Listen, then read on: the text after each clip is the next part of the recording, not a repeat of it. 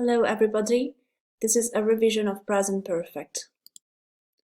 You have affirmative, subject, plus have or has, plus past participle.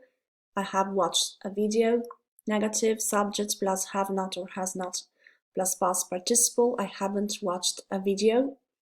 Of course, you can have also the short form, haven't or hasn't, and the question form, have or has, plus subject, plus past participle. Have you watched a video? You have also short answers, so have you watched a video? Yes, I have. No, I haven't, and so on. Just remember that short answers are full, the verb is in the full form for positive answers, and you use the short form in negative answers.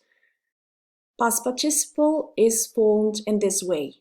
First case, you have regular verbs, so you just add ed at the end of the verb. Watched, stopped, finished, etc., etc. And then the second case, you have irregular verbs, so you have to see the irregular verb list, and it is the third column. For example, drunk, eaten, gone, and done. Use, so you use present perfect for past actions whose consequences are seen in the present. I have repaired my TV and now it works perfectly. Or for actions happened in an indefinite time in the past. I have been to Paris twice.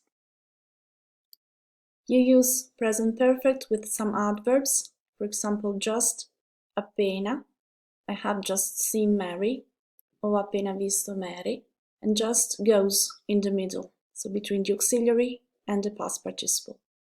Already in positive sentences, meaning già, I have already done my homework, ho già fatto I compiti.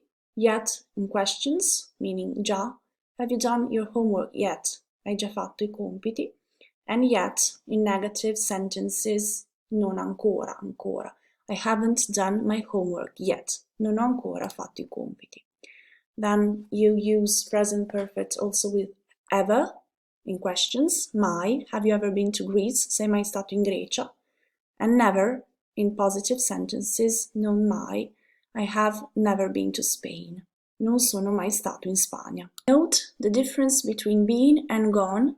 I have been to the swimming pool. Sono stato in piscina and now I'm here. My dad has gone to work, he's still at work. Mio padre è andato al lavoro ed è ancora al lavoro. Then we use present perfect for actions started in the past and going on up to the present, up to now. I have had an adventurous life, up to now. And then we have the duration form expressed with for, that expresses the duration. I have studied English for 8 years.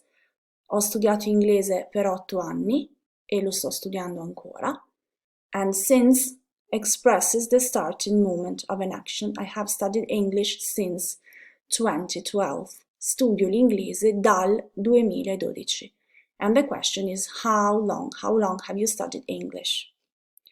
That's all for now. Have a nice day. Bye bye.